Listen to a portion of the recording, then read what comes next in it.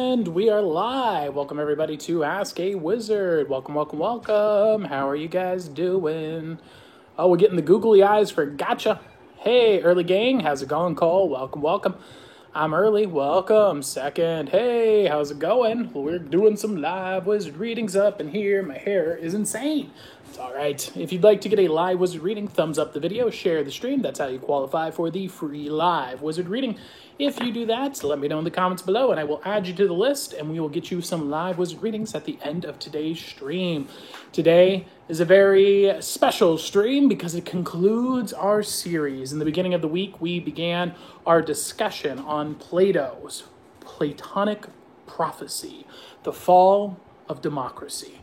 And in today's stream, we are going to conclude that series. First, we discussed the system that exists, how it works. Cole says, I just liked and shared. Thank you very much. I'll write those down in just a bit. We started with what the system is and how it works.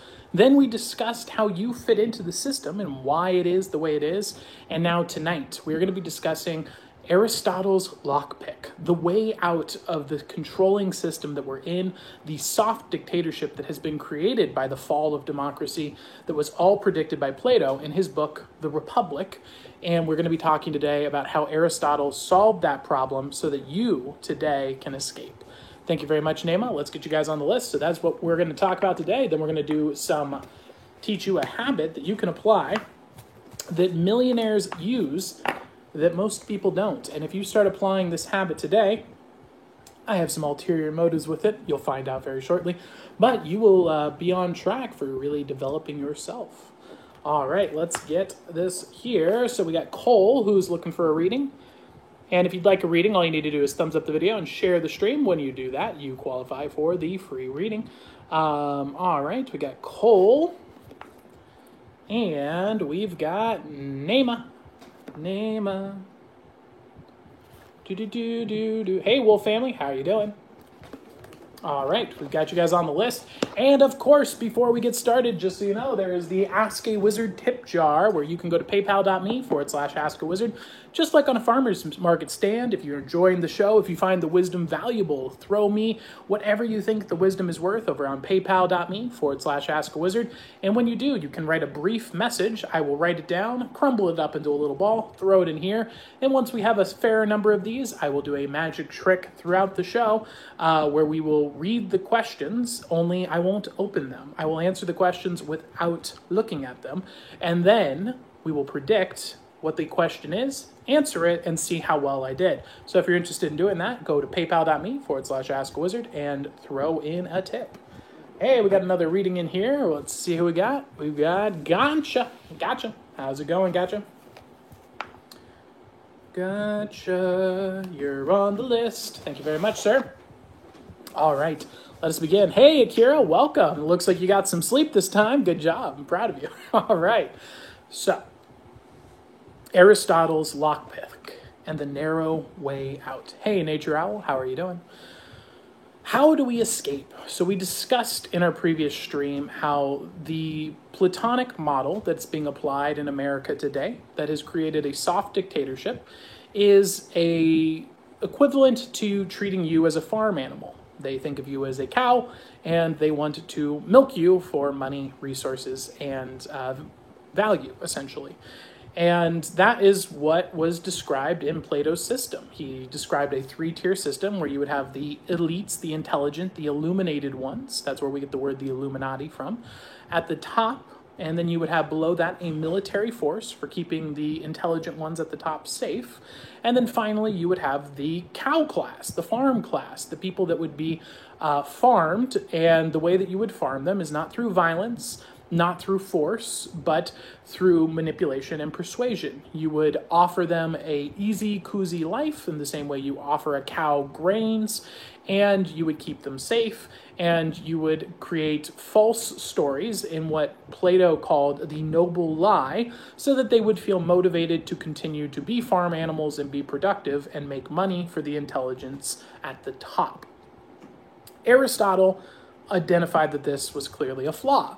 The flaw that Aristotle identified was, if you give anybody power, they will be corrupted by power. There's no such thing as a person who can wield power and not be corrupted by the power. This is talked about extensively in the Lord of the Rings archetypically, and Aristotle identified this long ago.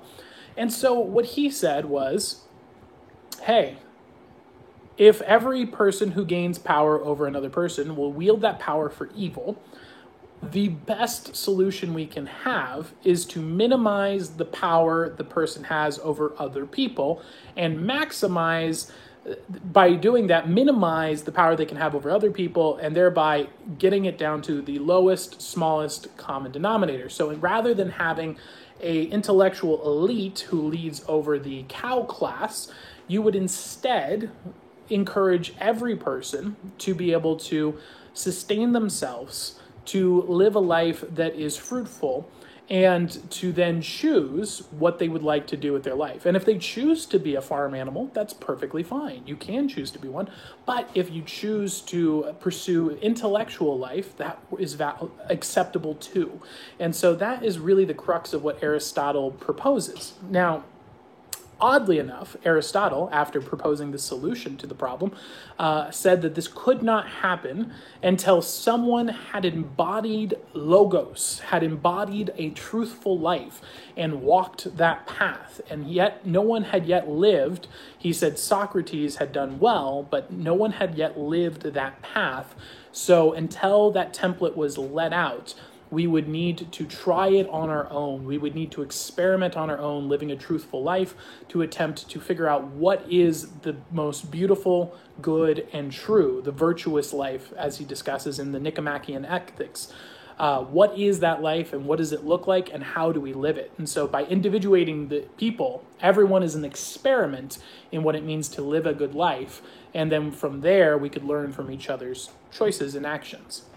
So that's what Aristotle proposes as a solution. Then something miraculous happened. That did happen. Someone did embody truth. Someone did embody living a life of pure logos. And that is what the Christians worship. That's what I am a Christian as well. That's what they worship, is the embodiment of logos, the light, the truth, and the way, Jesus Christ.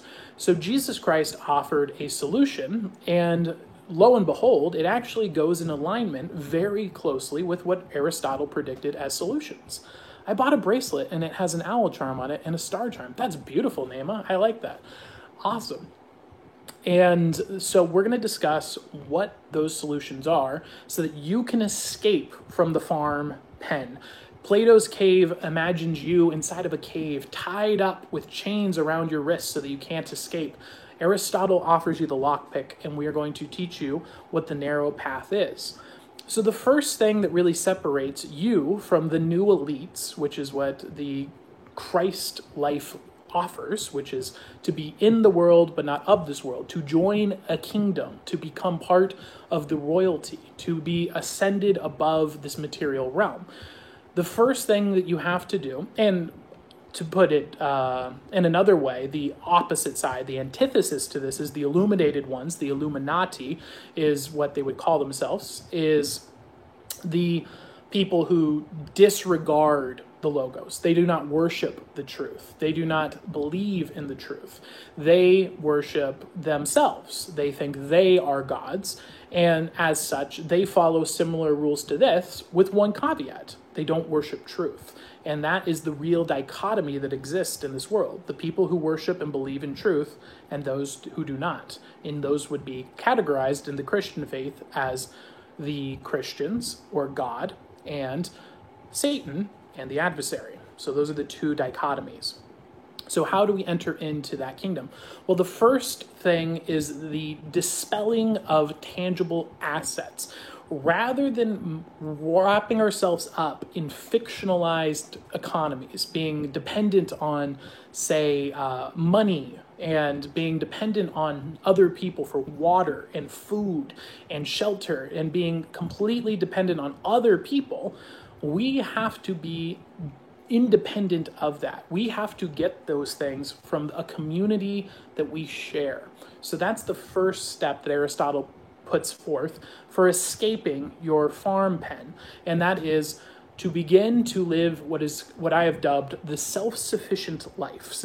So this is about living a life where you work with a community of people who share your morality, who share your beliefs, and are a shared community, and work together with that community to be self-sufficient together.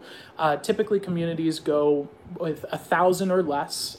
Most communities don't exist outside of a 250 to 500 acre radius, and that is where you start.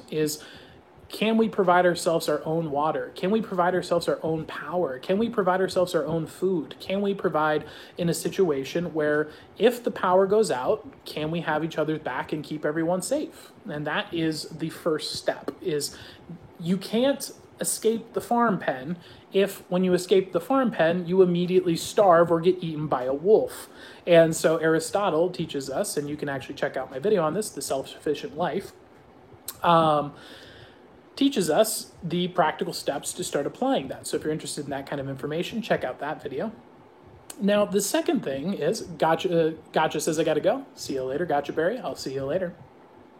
So the second step that we see here is the philosophical, the knowledge. So the first really important thing to focus on here is we cannot be consuming the propaganda that is used to control the farm animals' minds. As we discussed earlier, the key to managing farms is the media. They will make a story so that you are believing you're part of a grand narrative when you aren't, and as you follow that grand narrative, you will be leading a life that you believe is meaningful, but in reality is not. And this is conducted typically through what Machiavelli calls the political theater. And so politics is a show. It's not real. None of the things that happen on the news are real. It's all a reality television show. It has no basis in reality.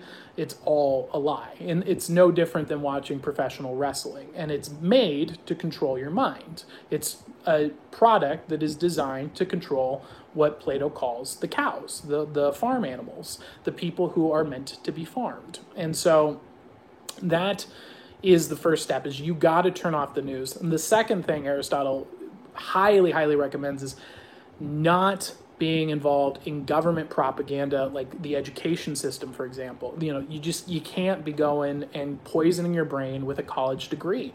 That is a horrible, horrible decision you can make for your life. It will be putting you into massive crippling debt, and it will not provide you value. And so you want to avoid as much as possible the lies that you're going to be getting from an education system, because the education system is the attack vector for a democracy. Now, these are the things that we shouldn't do. What does Aristotle propose that we do? Well, he says instead we should educate ourselves in self-learning and philosophy. And what he means by this is learning how to think for yourself and how to learn for yourself. If you can acquire those two skills and master them, you will be an intellectually self-sufficient person. If you can learn how to think, and what Aristotle actually does teach you how to do that, it's the dialectic and rhetoric as well. That's for being persuasive once you have learned and mastered the dialectic. By learning those two skills, you can learn how to think for yourself from first principles, and then from there, you can begin to learn whatever you like. And by being able to learn in a way that is methodical, which is what the dialectic provides, you can begin a self-educational path. And so that is the techniques that you should use to escape from the intellectual cage and the propaganda. Turn off the TVs, turn off the flashing boxes, pick up a book and start learning how to think and start learning how to learn. If you do that, you're going to be way ahead of other people and begin to escape the trap. Now, the moral and principles of this system is crucial. So the last two really wrap up into one, which boils down to the morality of truth or the morality of the majority. And if you are not able to resist social pressure in the face of truth, you cannot escape the farm pen. This is why Aristotle says that virtue and morality, the beautiful, the good, and the true, are the most important aspects of philosophy, and understanding what those are and promoting them and growing them and defending them and pursuing them with all of your heart, despite what people say, despite social pressure, despite what the majority says is right or wrong.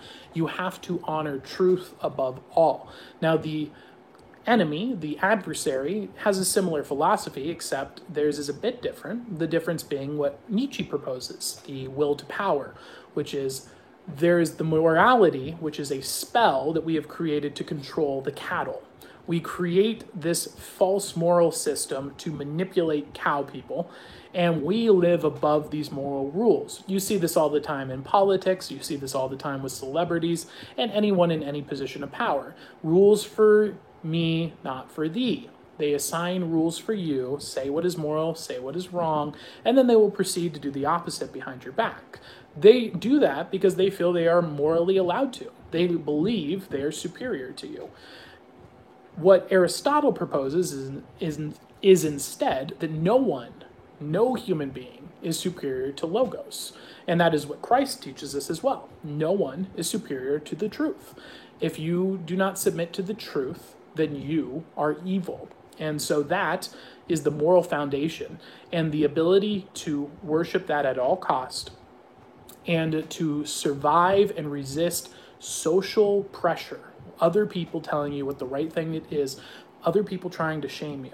If you can escape that, and you can escape the material trap that we discussed, and you can escape the intellectual trap, you can pick the locks of your cave, in Plato's cave, escape, and no longer be trapped in the farm pen to be farmed, and can instead become a free, independent thinker who is living the narrow path, the light, the truth, and the way, which is laid out in the Bible and is the way to happiness, truth, life, and fulfillment.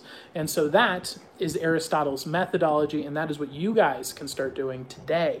You can start taking the first steps to break free of this soft dictatorship. They cannot hurt you. They cannot use violence against you. They can only use persuasion. So if you choose to say no, I don't want your TV show. I don't want your news. I don't want your propaganda. I'm not interested. I won't take the loan. No, thank you. I want to learn. I want to grow, and I want to create real value. I want to make stuff that is beautiful and true. You cannot be stopped, and force will not be used against you. And if it is, and it has happened 2 times that are very notable in history, Socrates and Aristotle, or Socrates and Jesus, when that does happen, your name will be rung throughout history for all time. No one will forget that tragedy. And that is why they're afraid to attack that kind of thing, and that's why it will not happen. They know the power that that has, and they will not allow it to happen. So that is the conclusion of our chapter on the Platonic prophecy. I hope you guys enjoyed that series for this week. Hopefully I'll put this together in the future and make it into a full lecture with slideshows and images and sources and so on and such forth. But that is the topic for today. I've been reading these books, and I hope that this wisdom has been helpful for you and given you guys some insights on the stream. So with that being said, as always, we like to end with a little practical piece of knowledge that you can apply. This is what Wizard Philosophy is all about. You know, it's great to hear the great ideas. It's great to learn how to think. It's great to hear the stories that really make up the world, the paracosm that we live in. But we also want to make sure that we leave with practical advice that you can apply today to improve your life tomorrow. So that skill set today is actually very simple, and it's a technique that, or I shouldn't say a technique, a habit that millionaires have that most people don't do, but millionaires do. So we're going to talk about that and why that might be. Cole says, this is always very interesting. Thank you very much, Cole. I'm glad that it helps you. Lily says, I need a break. All right, Lily. Hey, how's it going? Hey, welcome. Hey, gotcha. Welcome. All the single ladies. Oh. Congratulations. I like the emojis. Very good work. So, what is a technique that you guys can start, a habit you can start forming today that will model the behavior of millionaires? Well, one thing that separates the majority of people from millionaires is that millionaires, on average, read 50 books a year. More than 50 books a year, 50 books plus. That's a lot of books. It's almost a book a week. That is what the average millionaire reads. Most people do not read a book a week. So, by simply adopting this behavior, you can start to develop a skill set that puts you in alignment with what many millionaires have been doing and having a lot of success with. Some notable people are Bill Gates, Warren Buffett, and I believe Elon Musk, if I'm not mistaken. Now, why is it so important to read books? Particularly good books. It's important to be reading classics, for example, and reading philosophy and reading specific books to what you're interested in, but also wide ranging of fields: history, science, technology, modern news, old school, classics. You want to surround yourself in wisdom. And the reason for this is you never know what connection your mind is going to make that allows you to succeed. You may read a book on history that no one has read in the last 50 years, and you are the one person who reads it. And when you read that, you are tapping into the mind of a great mind who has existed throughout history. This is why I'm a big advocate for older books. It's not that older books are magically better. It's just that if an older book is still around and people know about it, it had to survive a filter of time. Everything that was sucky just gets deleted and goes away. No one talks about it anymore, and no one knows about those books. Hundreds of thousands of books are published all the time that just vanish into the ether because, quite frankly, they're not worth remembering. And so to have a book that arrives today, for example, Aristotle, 2,000 years later, we can still pick up his book and read it, and it is considered an authoritative text on wisdom itself. So we know that those are going to be some really good ideas because they've been protected through war and famine and plague, and people said, I am willing to die to protect this text right here. And so when you have that kind of wisdom that's passed down over and over and over again, you know that it's got some really good value to it. So that's a good reason to stick with the classics, at least in the beginning. And when you open those books up, you're going to be engaging with great minds who can help you connect ideas that you may never have thought of before. You never know if, for example, you wanted to start a health supplement business. Perhaps you read the biography of, can't remember his name right now, the guy who started Walmart. And you learn from him about the value of supply chain management and how he specifically found suppliers to provide him with products at a very low cost. What if you can then use that to catapult your business of selling herbal supplements and find out who supplies your herbal supplements? Could I apply a similar technique to my industry and perhaps get my products for cheaper and sell them for the same price like the guy from Walmart did? Maybe. And so you never know. You never know if that's going to be where you get your wisdom from. And then maybe you pick up a science book and you read about it, and it talks about a chemical process that has been found that can help take a herbal supplement and make it 10 times stronger by concentrating it through this particular process of extraction. Well, then now you have a way to improve your product. So you never know where the wisdom is going to be hidden. And so by reading a book every week, you're constantly exposing your mind to new and valuable and good ideas, specifically if you target the good books, and you are inevitably going to be more informed and better read and better prepared than most people. In fact, this is a big part of what I do with my one-on-one coaching, just so you guys know. It's not coaching, that's a weird word to put it. Wizardry, I guess. Coaching is the word that people call it today. It doesn't make any sense, though, because I'm not a coach.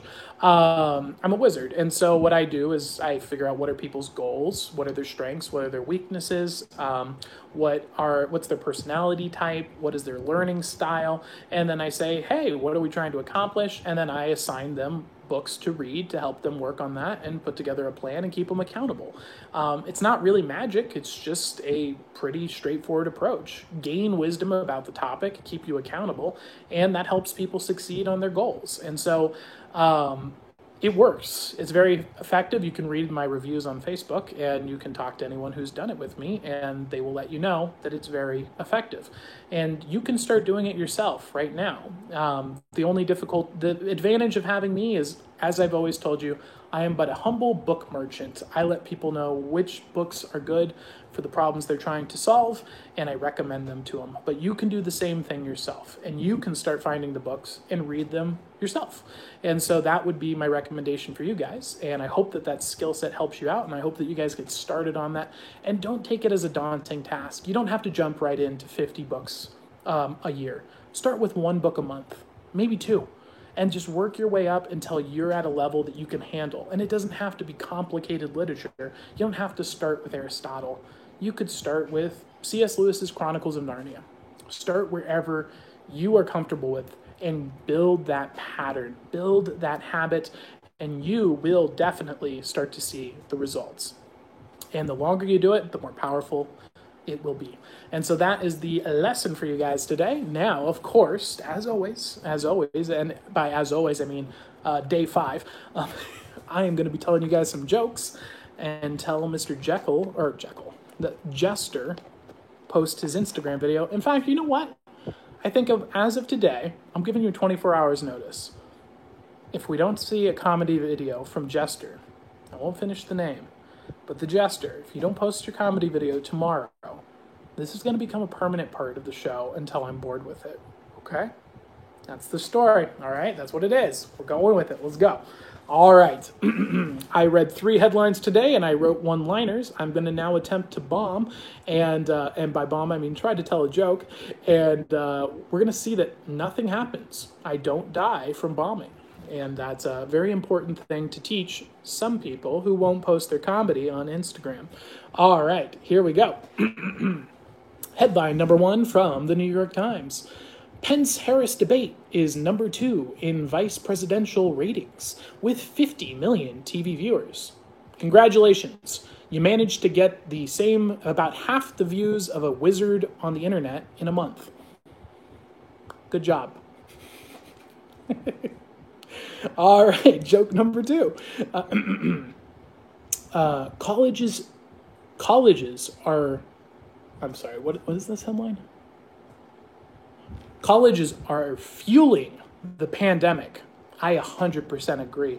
I mean, taking someone and putting them into $125,000 of debt slavery and then lying to them for 4 years with politically charged racial propaganda is just horrendous and really affecting people and spreading a huge pandemic.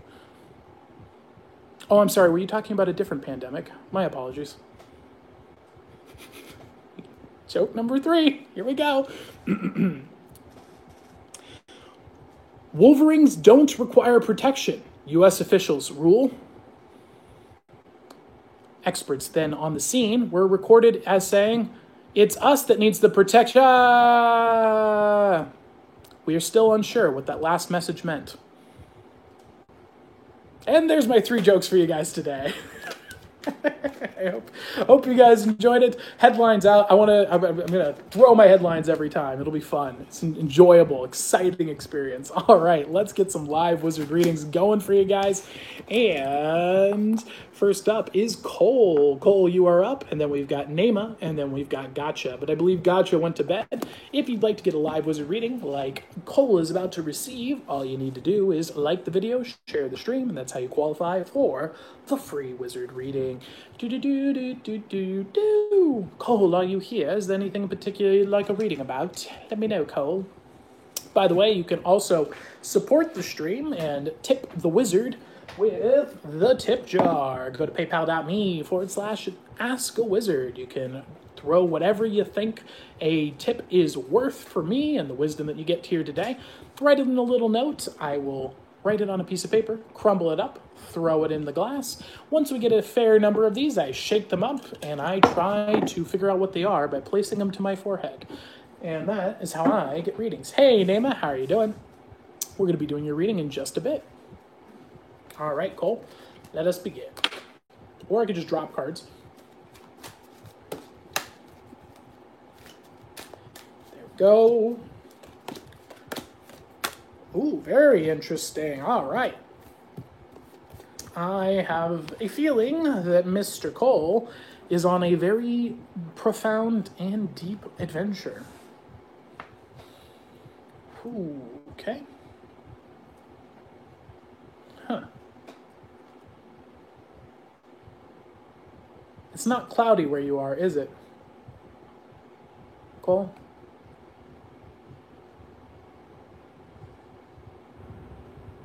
Yeah. I didn't think so. Yeah. It's very clear sky. It's very nice. Interesting. Very interesting indeed. I don't know why I just got that impression here.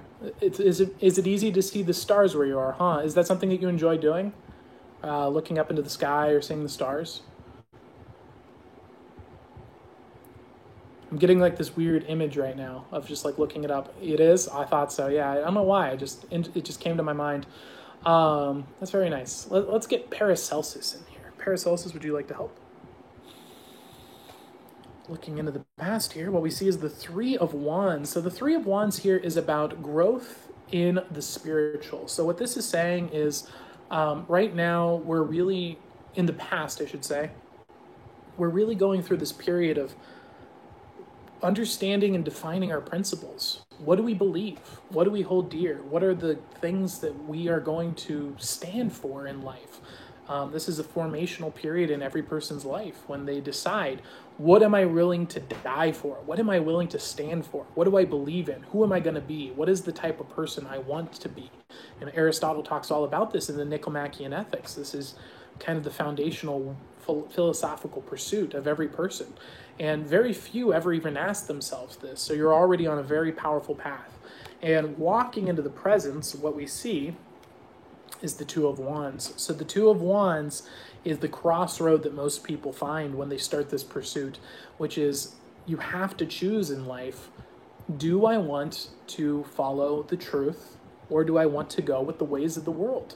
Most people, I'll be frank, most people don't choose to go down the evil path. Most people don't have the skill set for that. Why would you put in all of the effort of doing the good path when you could go the good path? It's the same amount of effort. To do the evil path is the same amount of work. You're just doing it for evil. Sure, you get material gain, you get fame, fortune, and power, but why would you do that when you could be a good person? Now, obviously there are people who choose that path, but as C.S. Lewis puts very disturbingly accurately well in the Screwtape Letters, there is more honor in the person who chooses to be evil than there is in the person who chooses to be the cow, to be the person who goes with the way of the herd. And so there's a lower level of morality almost in being the person who just follows what everyone else says, rather than being a person who chooses the good or chooses the evil. And so most people do choose to go the path of the majority. What does the herd say to do? And that's the lowest tier that you can choose. We don't see you at this right now. What we see you at with this crossroads here is, do I want to go with the way of the world, or do I want to follow what I know is true and good? And so that's a big decision people have to make in their lives, and that's where we find you at. So is this sounding accurate for you, Cole? Is this giving you some insights? Let me know in the comments below, and we're going to move on to the next steps if it's sounding accurate, and if not, we will adjust accordingly. Let me know, Cole, if that's sounding accurate for you. Do. How are you guys all doing? How's everyone? Are we having a good show? Are you guys enjoying the stream? Let me know. What's your feedback? I'd love to know. Cole says, yep, this is sounding very accurate. Awesome. Glad to hear this is on point for you. Let's move on to the next steps. So what we see here is Temperance. So Temperance here is a major arcana card. So what this is telling us is we need to master the emotional energies, and we need to really tap into our creative faculties if we want to reach the goal that we're after. So we have a long-term vision of where we want to be, and the key here is we already have the plan, we already know our morality, but we need to master the passion. We need to get that energy. We need to get not just the intellectual, I know this is the right thing. We need the energy of, I'm going to do the right thing. I'm going to motivate myself to go forth and dominate and do this. I'm going to make it happen. And so that's what we see here is a call to action here of how can we take those things that jolt us with emotions. Maybe it's a good movie, or maybe it's playing video games, or there's playing sports, those things that really inspire us emotionally, how can we learn to get that same level of force and put it towards living the good life, living living a life that promotes and builds and creates the beautiful, the good, and the true. If you can master that, you can follow your path. And so that's the advice I have for you today, Cole. I hope that helps you out. Hope that gives you some insights. And we're going to move on to the next reading. Next reading up on the list is Nema. Nema. It's time for your reading today. Hey, no problem at all, Cole. Glad I was able to help. Hope you guys are enjoying the stream. And if you guys have any feedback, any advice, if you have anything you'd like me to cover, a topic in the future, let me know what you want. What is something that I could make that would make you want to share it to every one of your friends? If you have any advice, I'd love to hear it. You can send that advice to touchingonmagic@gmail.com or leave it in the comment sections right here.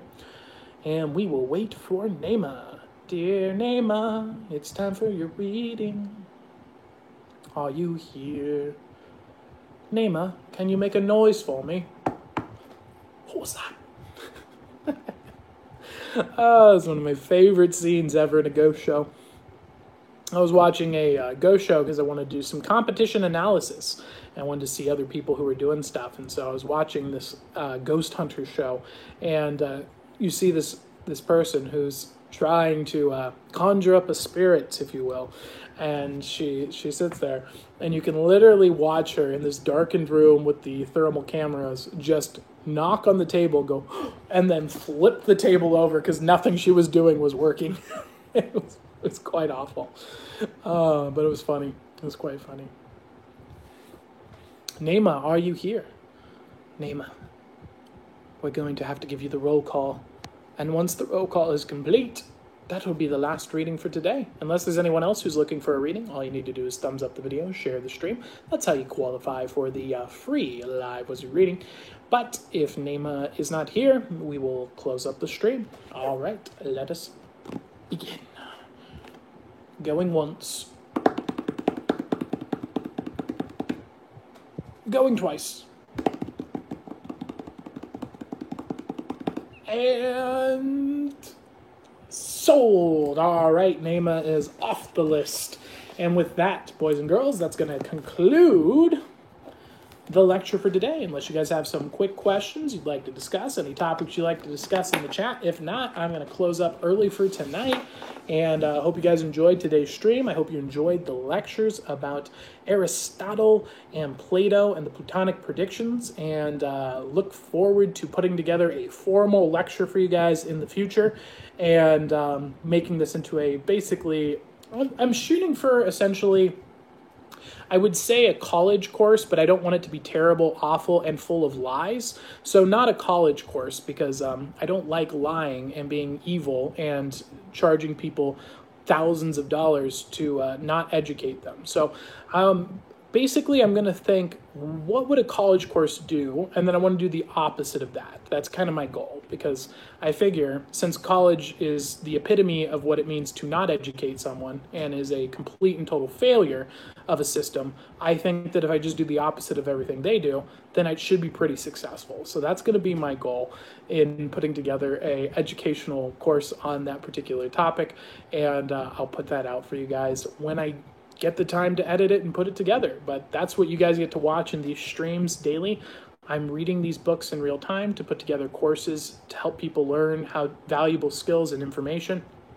And I like to let you guys see my thought process along the way. And so that's what I do here with these streams, with the philosophy in the beginning. And that's part of what I do. So I hope you guys enjoy that. And we're going to close up the stream here. Thank you guys for tuning in. Have a good evening. And if you want to support the stream, you can go to patreon.com/askawizard, where you can pay whatever you think a reading is worth. Or what am I saying? Patreon.com/askawizard, where you can buy me a cup of coffee, buy me lunch, or buy me dinner. And it is greatly appreciated. And of course, you can go to paypal.me/askawizard, where you can throw me a tip in my tip jar and we will read it live on air in a magical way. So if you're interested in doing that, head on over to paypal.me/askawizard. Thank you guys for tuning in. Have a good evening, and I'll see you again tomorrow, Monday through Friday. 9 p.m. Pacific Coast time here on YouTube.